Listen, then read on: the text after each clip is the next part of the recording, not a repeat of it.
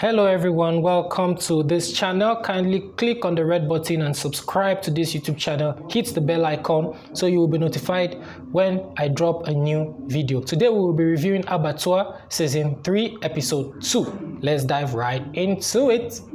Alright, one thing I really loved about Abattoir Season 3 Episode 2 was the suspense. The suspense was great. I didn't see it coming that the registrar knew anything about the whereabouts of the cultists. I never saw that coming. I never saw that coming. Kudos to the writer. I really loved that. Next thing I loved about this episode was that the duration was okay. The duration was okay. And I also loved the ending part. The ending part makes me to yearn for more. The writer or the editor tried in achieving that. You know, when it has to do with episodes like this, you have to make us hunger for the next episode. The ending part was a beautiful ending, and I watched that scene more than 3 times, and believe me, each time I watched that scene, I was very happy. I was very excited. So that was great. That was a wonderful ending. I love the acting. Philip Olaleye did a great job in interpreting Rambo, Toluwa Olanrewaju, Flora, Dele's character, Mama Gbenro, Baba Gbenro. Everybody acted well. I can't fault the acting of anybody. Everybody brought on their A game. I mean, the actors understand that this is not an ordinary movie, so everybody was ready, or everybody is ready. So every actor delivered appropriately. I can't fault that. The dialogues were beautifully crafted. I mean, the response, the statements, and the responding to the statements were very appropriate and suitable. I love that. The drone shots, the picture quality was awesome. It was beautiful. The editing was okay as well. I mean, the sound design was okay as well. I love the technical aspect of the film was good. The dialogue, the sound, everything was clear. We could hear the dialogue and everything. The technical aspect of the film, I can say, is very okay. Very okay. All right, except for some things I'll be pointing out later on in the course of this review. All right, now to the things I felt were the things I didn't really like, or the things that didn't really sit quite well with me about this particular episode.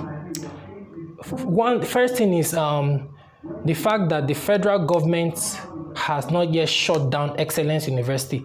I mean, this makes it unrealistic. I mean, this is a school whereby a lot of students are missing, kidnapped, killings, and so many vices. By now, the federal government would have shut down such a university. I mean, we all know the cases of universities that have been shut down in Nigeria due to just kidnap alone.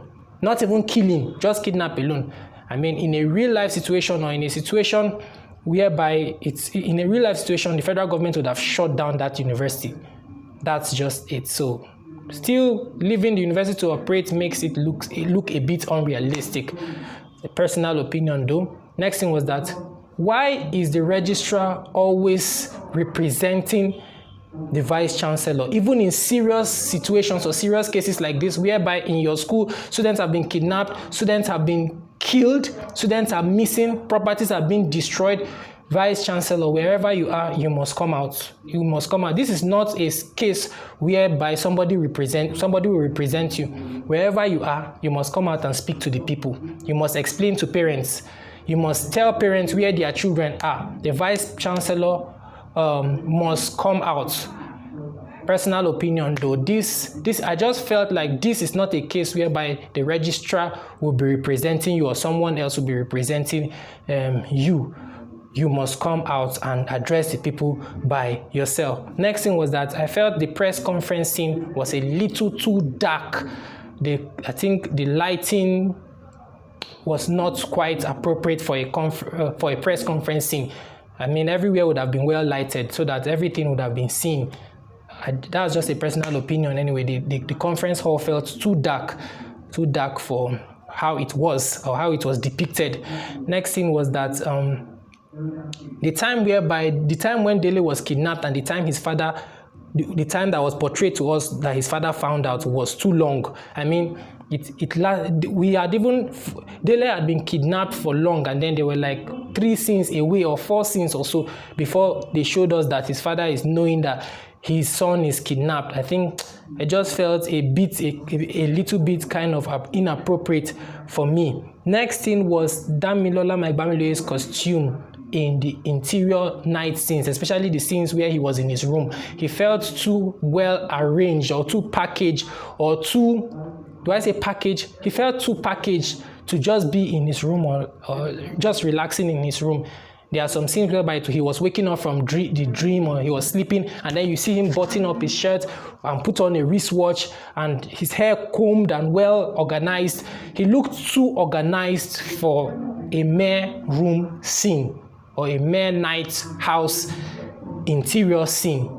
In some scenes, Damilola Magbamiloye Martins looked too organized, or looked in terms of physical appearance, for somebody who is sleeping or somebody who is lying down on his bed. I mean, they should have eased it a bit. Next thing was that Excellence University had existed for 20 years. Was this the registrar that was heading the school since inception? Because I heard that the school was good. There was the registrar that was heading the school all along. Did the maintenance begin recently, or was that was not explained? So I wish I knew when, because if this registrar had been the one that has been piloting the affairs of the school right from inception, then I don't think at some point the university I don't even know what to say. I'm not clear on that aspect. All right. Also, the sound of the gun, where the kidnappers shot Baba Gbenro and Mama Gbenro in the dream scene. The sound of the gun was not real. I didn't really feel the sound of that gun. It wasn't real for me.